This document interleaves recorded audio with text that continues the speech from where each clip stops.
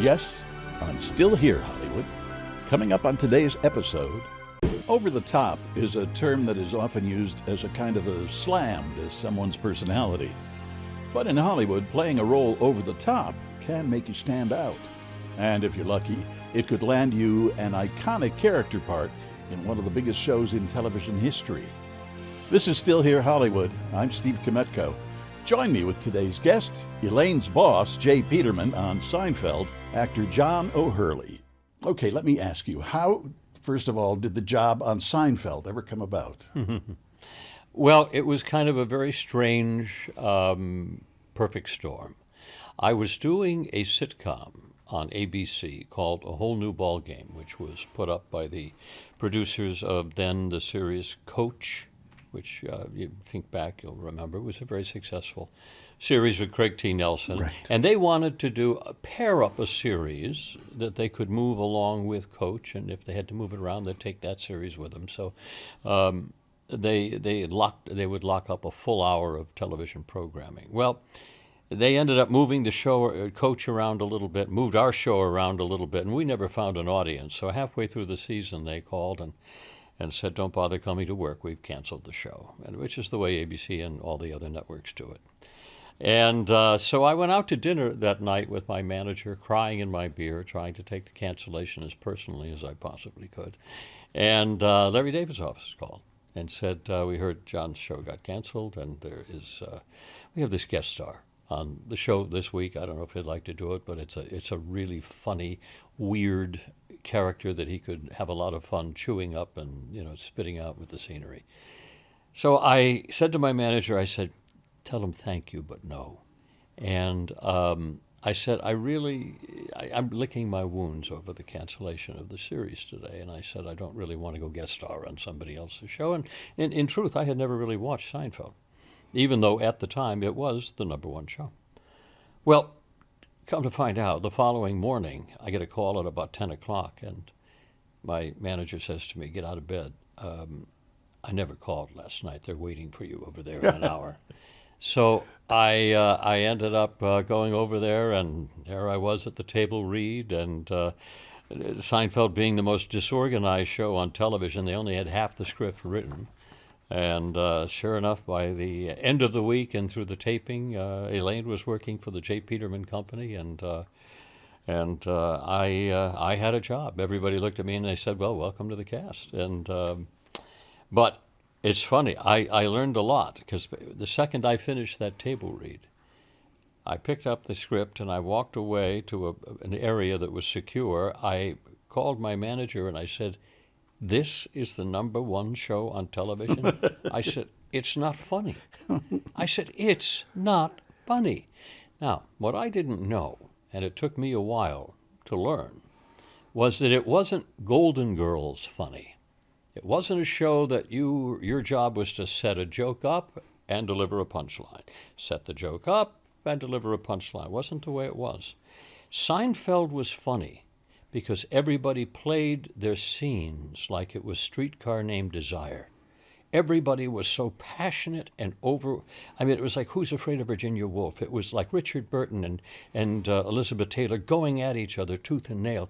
That's what made the scene funny. If you played it for the drama, it was funny as the comedy. And that's something that not a lot of people realize, and it took me a while to realize it as well, that I had to play it as a drama.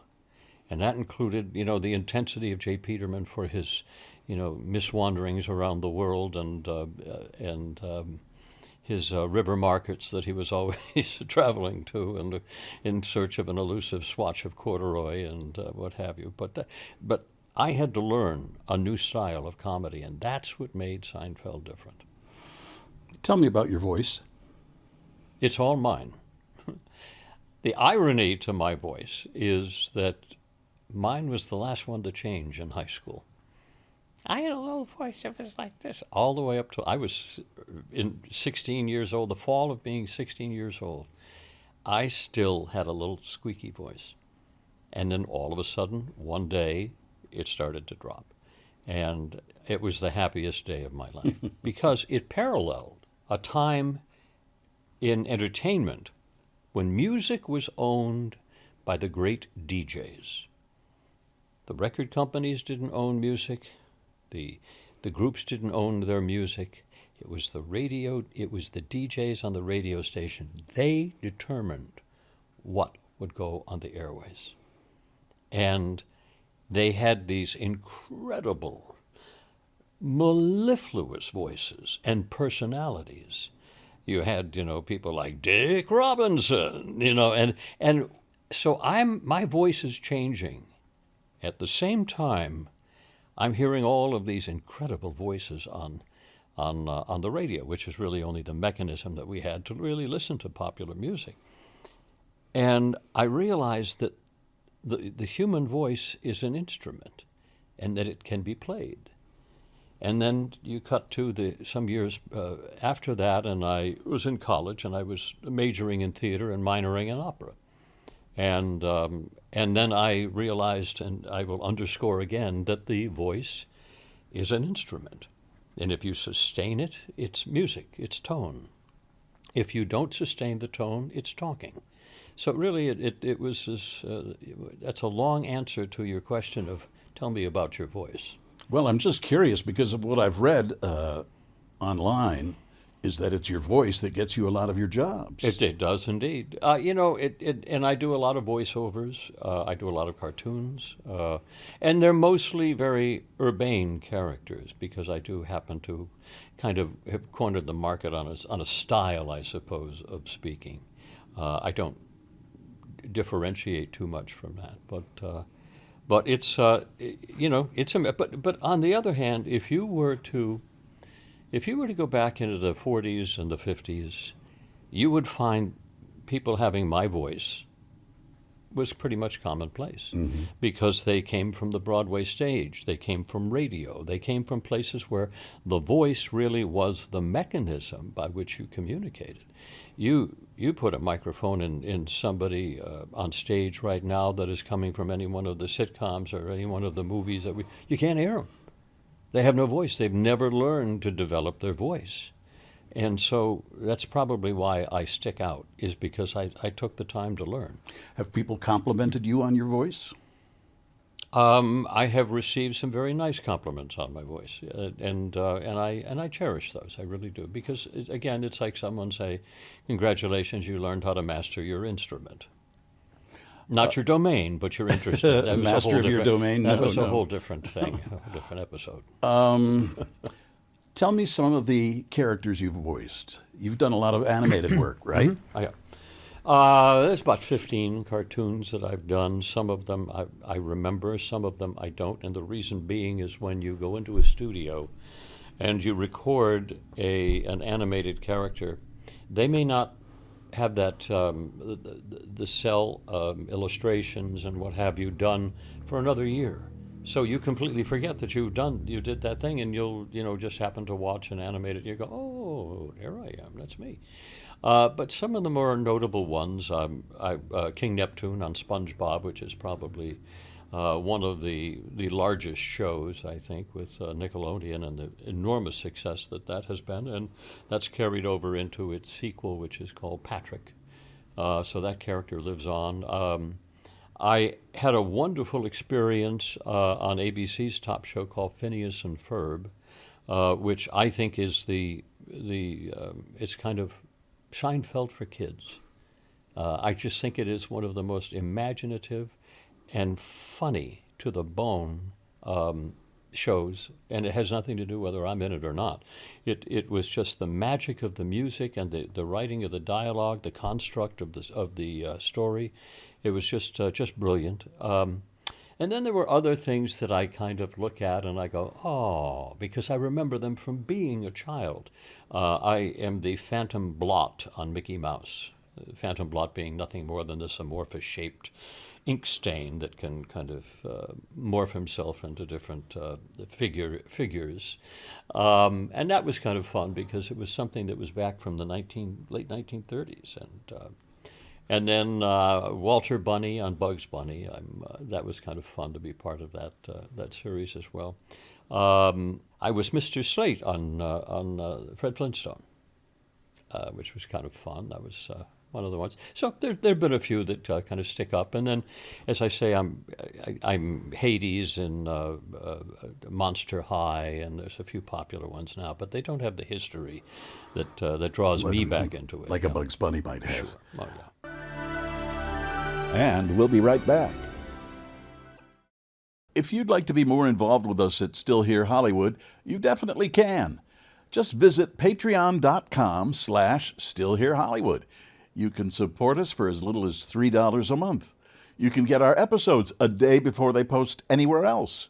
You can see what guests will be coming up and submit questions for them. You can even tell us what stars you want us to have on as guests. You'll see what goes on before and after the episode, plus exclusive behind-the-scenes info, pics, video, and more. Again, that's patreon.com/StillHereHollywood. Going back to Seinfeld for a second, what was it like working with Jerry Seinfeld?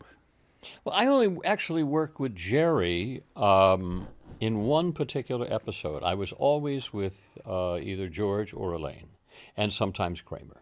But Jerry only one episode, and it was the night. It was in the Bosco episode when everybody is supposed to be having dinner with me at the Chinese restaurant, and they all scoot out of there as they say, scoot out on an excuse built for one. And George was the only one left, and he ends up having dinner with me, which involves a phone call to which I understand my mother is at death's door, and George then becomes my mentor, my compatriot, and he's seeing me through the passage of my mother. And I later find out that he gave up his ATM code, Bosco, and that were, oddly enough, my mother's final words, to which I understood that George killed my mother. It's a shame. That's a startling thing So to find out. But that doesn't mean Jerry wasn't there. Jerry was an active part of the show, and he was an active part of all the scenes that I was in. And I was there for some, I guess, 4 or 5, anyway. But Jerry always was such an interesting character because unless you knew who he was, he looked like a tourist. He would have his hands in his pockets, or he'd be holding a bowl of cereal from craft services and just kind of sitting in the background and laughing along. And he was so nondescript and very endemic to his suburban upbringing, I guess, out in Long Island there. He just kind of dressed the part, looked the part, acted the part, always a gentleman, and one of the smarter people I've ever worked with. Really? Yeah, I wouldn't say one of the best actors, but he knew that. And he knew that he was the keel. Every comedy has to have a keel, so that becomes the interpretation of what is normal in that world of comedy. And so all of the lunacy can happen around it as long as you have your keel. And everyone had it. Cheers had it with Ted Danson, and it's like every good comedy has to have Mary Tyler Moore Show with Mary. She was like, yep, everything could happen to her. Yeah, because she was the keel, exactly. And then the relationship with Ed Asner and Mary was very much a more surreal version was Peterman and Elaine. What about Julia Louis-Dreyfus? I only encountered her from time to time on various red carpets at the Emmys, Sure. but she was always hysterical. She was so bright. She always looked great. Smart, funny, and easily the greatest. You have to go back to Lucille Ball to remember the embodiment of a better physical comedienne. And that's E-N-N-E, I guess, is appropriate. But she would go down with the ship to get the laugh, as evidenced by that inane Elaine dance that she did. Which is still on today for commercials. And I will do appearances now at baseball stadiums on their Seinfeld nights, and sure enough, they'll have a dozen or 24 people out there in the field all doing the Elaine dance, and the crowd has to applaud for their favorites. And yeah, she is. But just a lovely person and funny as can be, married to a great guy, and good people. Sadly, they, I think, lost their home as well in I think I read Palisades, that. yeah. The last time I interviewed her, she came to the Emmys with comedian. Wanda Sykes? That's it. I'm Came, sorry, the two of them came up. I'm sorry, we needed that in the form of a question. Who was Wanda Sykes? And the two of them together just destroyed us, those of us who were working the line. The two of them got together. It was like they'd been together forever and ever, playing off each other. Yep. Just very, very Yep, funny. you have to go back to Veep to find Elaine actually saying a four-letter word. It's like rather, it just doesn't sound right coming out of her mouth, does it? No. And Veep was another one. What is with her? She just seemed the New Adventures of old Christine. Seinfeld, Veep. It's like she has a Midas touch. She does. She hits upon all wheels. Always. Well, she just plays one. I mean, she's a wonderfully engaging character. She really was. And when she received an award for the Mark Twain Award at the Kennedy Center, she was hysterical, just doing her shtick, and had everybody going. Anyway, blah, blah, blah. Yep. She was the one that we had the toughest time completing a scene without laughing. Going into just. That's why there's so many outtakes on the internet. There are. Oh my goodness, there are more. It took us forever to shoot a show because the everybody. I mean, she would just look at me and go, and all I would have to do, and I would go, Elaine, that's it, and she would just go dissolve, because it sounded so different. So, John, tell me about how the whole dog show stuff came about. Interesting. Speaking of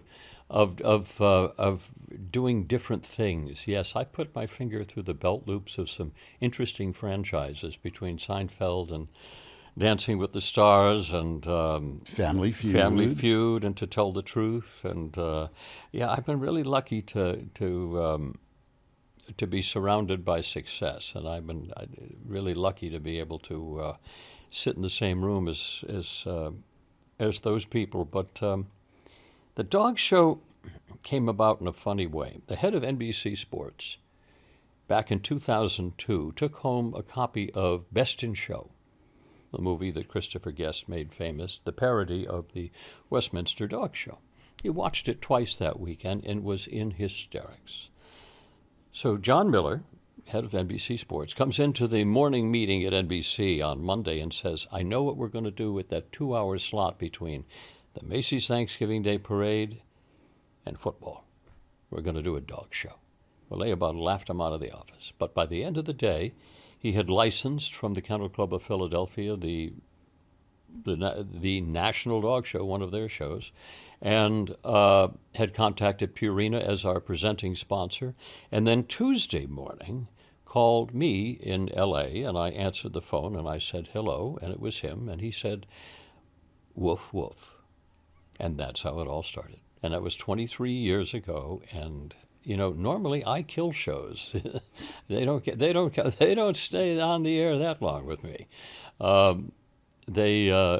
It's been 23 years. We go into year number 24. Hopefully we'll get to 25.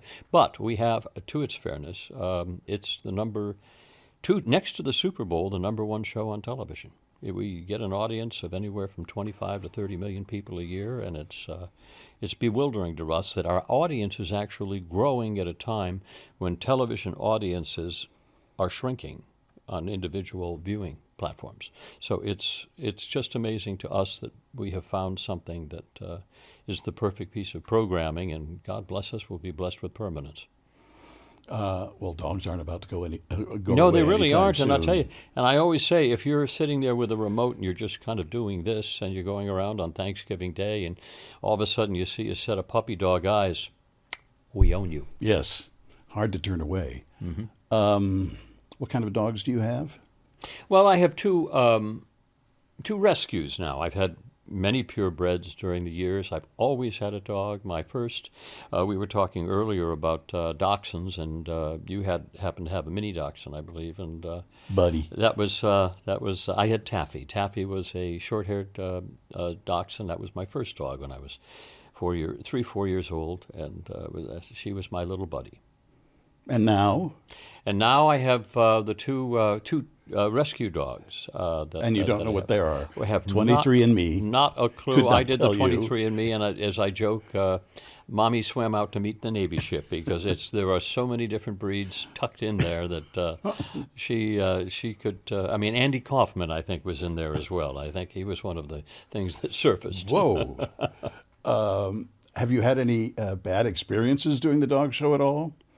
Not bad experience. Dogs well, are dogs. Dogs Remember, are dogs. And these are, we have on any given year in Philadelphia, which is where we film the National Dog Show, just before Thanksgiving, and we air it on Thanksgiving. So we have 2,000 of the best dogs, and we have over 200 different breeds. These dogs are so exceptionally well trained that everything you can possibly think of, and most notably their socialization, their ability to be around 2,000 other dogs, and no dog fights, no barking, no nothing. They all basically mind their own business. They mind their own business, and they know what they're there for. However, dogs are dogs, and these are just our dogs, and they do the same thing. They sit on the couch, and occasionally they drink the toilet water, and it's like you can't help that they are dogs. So, one year, they brought the best in show, which are the final 7 dogs rather, brought into the ring, and they have been winning all day long in the process of elimination groupings. So the top 7 dogs are in the ring. They all do their walk or run around the ring. And just as the Great Dane, which is one of the largest dogs on this planet Earth, comes past the NBC booth, it stops. It's a black and white dog. I remember it distinctly. It stops, and it just looks over its right shoulder at me, then proceeds to squat down and leave what I would regard as an editorial comment on my performance that had to be that large. And so the show stops in its tracks because we have to bring out what is the hazmat team with the shovels that would accommodate an elephant's refuse, and they had to stop the show, disinfect the rug and everything so that every dog didn't stop and smell, as they are known to do. But so it was, oh my goodness, yeah. So I think that was really, we've had a couple of runners where all of a sudden the handler let go of the dog and the dog just took off in the ring, and it's like, we got a runner. We got a runner. It reminds me of that joke about the guy who cleans up after the elephants in the circus parade. And somebody says, why don't you quit your job? And he said, what, and give up show business? Same kind of thing. It's got to be a lot of fun. It is. It's a wonderful show, and everybody's happy. It's if you can imagine the joy that if we had a dog in this room right now, at one point we'd all be looking at the dog. And just dogs hold a fascination to us, both with their docility and their innocence, but also their loyalty to us. I mean, there's so many dogs have very few negative qualities to them. They teach us so many things. I've actually written 3 books on the subject of dogs, and basically the premise of what I write about is that dogs teach us everything that we need to know in life. It's kind of like everything I needed to learn in high school, I learned, or everything I needed to learn in life, I learned in kindergarten. It has that same feeling of the dogs teach us so many wonderful life lessons. And but if you were to have a dog here, we'd all be looking at that dog because they just represent just the state of goodness. I used to have a Yorkie named Stella, Oh. and I would take her to work with me at E, and she would lay down on my desk and sleep. She was only like 4 pounds. Oh, of course, yes. So I'd bring her in every once in a while because everybody relaxed automatically when they'd come in. Can we touch? Can we pet Stella? Sure, you can. And I used to take her downstairs to the mail department because that's the only scale I could find to weigh her on that she'd register. Yeah. So that was great fun. I think dogs should be allowed more public places. Well, it is happening, and there's been a very strong movement in the country, and there are actually very few places, especially in New York City now, where you can go where a dog isn't allowed. I have, in fact, they don't even ask anymore. Or why, do you have a service, your credentials for that as a service? They don't even ask anymore. They just assume. Dogs are all over the place. I mean, New York is the greatest dog city in America. So if it happens there, it pretty much happens anywhere. Tell me about, again, I was kind of surprised to read this, that you are now, the character you play was Jay Peterman, which was connected to the catalog company, Jay Peterman. The real jpeterman.com. Yeah. And you now, and have for some time, own a percentage of it, don't you? I do. It was a very odd story. John Peterman, the owner of the Jay Peterman Company, arrived at work one morning, and his employees said, "You were on Seinfeld last night." And he said, "No, I was on a plane last night." And they said, "No, you were one of the characters on Seinfeld last night." And he went, "What?" Well, immediately if you are slightly litigious, your ears go up, and it's the first call is to your lawyers. But he thought about it, and he ended up talking to the people at Seinfeld and just said, "Well, we're going to do this once just because we thought it was an unusual character. The catalog is so unusual. It is the most unusual catalog you'll ever read, jpeterman.com, if you want to find something like that." The show what we parodied on Seinfeld, it's about it's a Hemingway novel, a bit of copy written about climbing K2 in your Oxford button-down. And it's about one-of-a-kind romantic wear, and it's really a fascinating piece of literature and capitalism.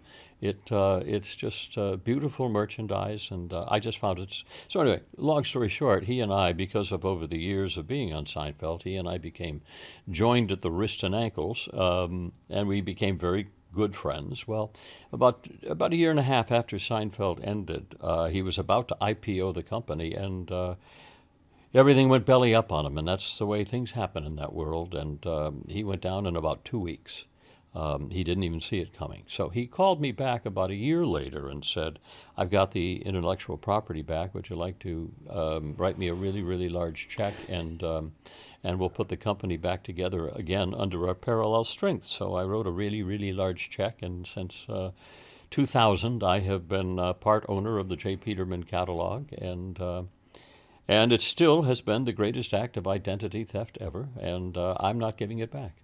And we will walk down. I'm on the board, and he and I will walk down Madison Avenue on our way to lunch and a bottle of wine. We always have to have our wine, and we'll end up going to this Italian restaurant. We'll be walking down Madison, and sure enough, some cop car will roll down a window and scream, "Hey, Peterman!" And they're not talking to him. They're talking to me. Now, isn't that bizarre? It is bizarre. It is what Marshall McLuhan used to say: the message and the medium will eventually become indistinguishable. And I am the greatest example of that, because I am Peterman, he is not. And all he did was just run a successful clothing catalog company, and for the rest of his life, he will have lost his identity. It's amazing when you think about it. In exchange for... Yeah. Well, a success, keeping the company going, Yeah. I suppose, the perpetuity of the company. Yeah. You sing, Mm-hmm. you act on stage, on television, in film. Mm-hmm. You do voices. I was surprised to see all that. What was you did a one-man show called A Man with Standards. A Man with Standards. I'm touring that right now around, actually, it's internationally, too. I toured overseas as well. And it's all about stories you've accumulated in your life in show They're the business. stories of my life, but it's framed around growing up in the 50s and the 60s, around the music of the standards, we called them, the music of Mancini, Sinatra, Moon River, all of that style of music. And I also quip that I was lucky enough to grow up in a time around people who had standards. We called them gentlemen and ladies and gentlemen. And I talk about, which brings in my parents a lot and the way that I grew up, and the very funny stories of my life, because I was just another bozo on the bus, and I did some very strange things, but I always knew that I was going to be an actor. So for me, it was always just about sitting back and just trying to connect the dots until my time came. And it came. And it did. But not without a lot of kicking and screaming. But I went to New York in 1981. It took me 48 hours to get my first show. Longest 48 hours of my life, I'll tell you. But And I never looked back. And I've been blessed with being able to work every day ever since. One of the things you say in your show is the biggest mistake of your show business career was singing Sinatra to Sinatra. Yeah, this is one of the it's truly one of the funniest stories because of the height of the circumstances. Sinatra had an enormous influence on my life. I had a kid, my best friend in high school, tell me that I had the worst voice he'd ever heard, and I shouldn't sing. And so, because he was doing this for my own good, you don't say that to somebody unless you're really doing them a favor. Mm-hmm. I shut up, and I didn't sing at all for many, many years, but it was Sinatra in college that got me to sing again, not him personally, but it was his music that got me to sing again when he brought out his album Old Blue Eyes is Back in 72 or 3, I think it was, 73. And so you can imagine the influence he had on my life. Well, cut to the mid-'80s when I'm now in New York and I've become kind of Mr. Daytime Television. I was on just about every show you could possibly do, and I was the original Twin Brothers on daytime, and I was on the #1 show, Young and the Restless, for a while. And so I really developed a niche in that style. Well, lo and behold, in the mailbox one day I get an invitation to none other than the Frank Sinatra Celebrity Golf Tournament. And nobody could have been more... That'll make the hair on the back of your neck stand up. It sure did. And wow. I rolled up my tuxedo, stuck it under my arm, and I went out to Palm Springs to the gala out there. And I was by myself, and I knew I was going to see His Hisness himself. So he came in, and I just was mesmerized by the power and the command and the silence that he had. And I said to myself, I learned more about being an actor by watching him walk across the room than I ever learned anywhere in any portion of my acting career.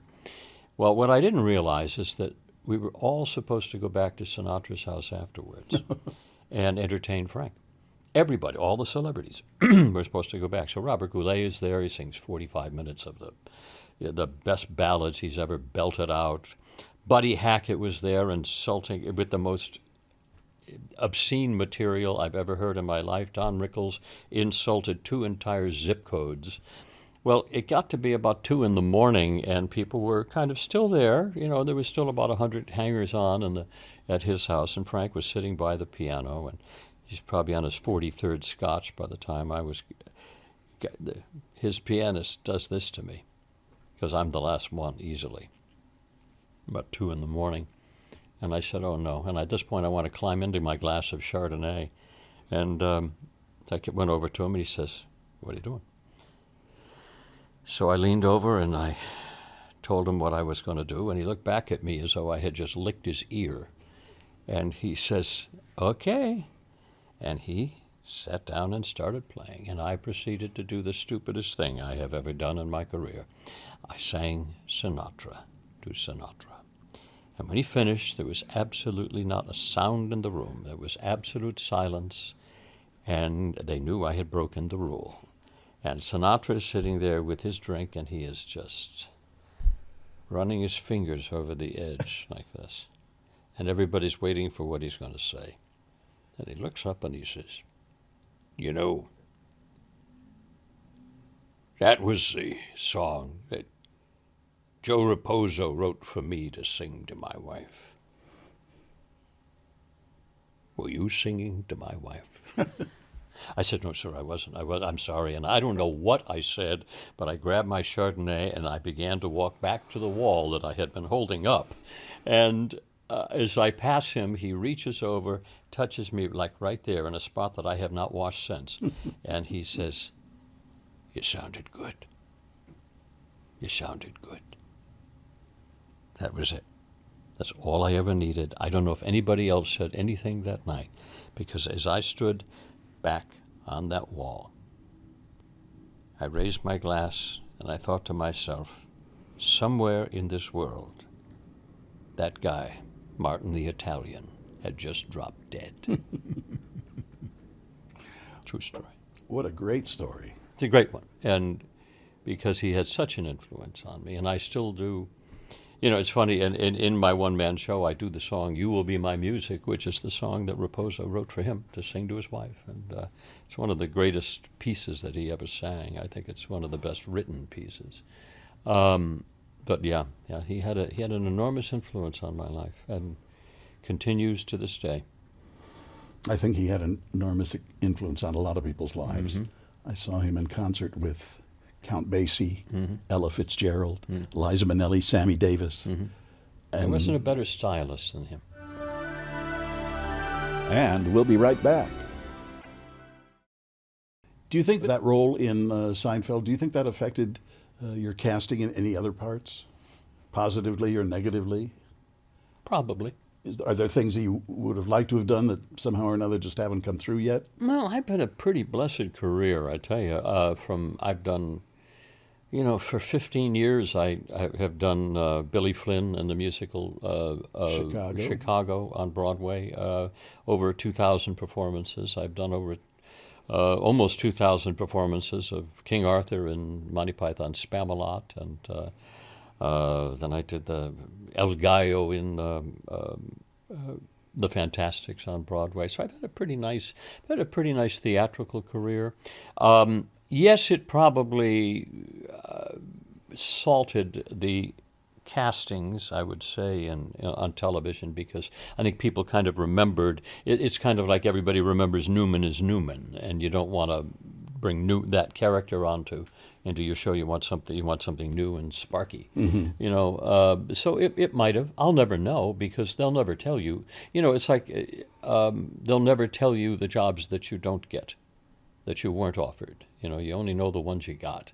But I've worked, every day since Seinfeld. So in one capacity or I've been really blessed. I've never had a difficulty being employed, and that was really my goal when I went to New York in 1981. Well, that's the definition of a working actor. It was to be a working actor. It's all I wanted to be. In fact, I would have been very happy just going to a repertory company like, the Goodman Theater or the Hartford Stage or someplace, and just been part of the repertory company and earn my $400 or $500 a week. And I mean, that to me would have been that's all I ever wanted, because at the age of 3, when these large people were standing over me asking me what I wanted to be when I grew up, and I recall still soiling diapers at the rate of 3 a day, and I didn't know if I had a concrete career example, but that's when I decided that I would point to the black and white television in the corner of the room, and I would say, well, I am an actor, so that's what I'm going to be.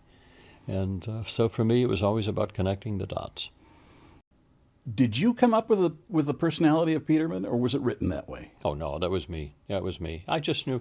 I had read. They gave me the clothing catalog to read, and they said, we just want him to sound the way the catalog is written, as though this Hemingway dialogue is coming out of, it's just tripping off his tongue, and that this is the way he speaks. And so it was an easy thing for me to do, because as I read through the catalog, and I said, yes, it was Hemingway, but it sounded like a bit of a 40s radio drama combined with a bit of a bad Charles Kuralt.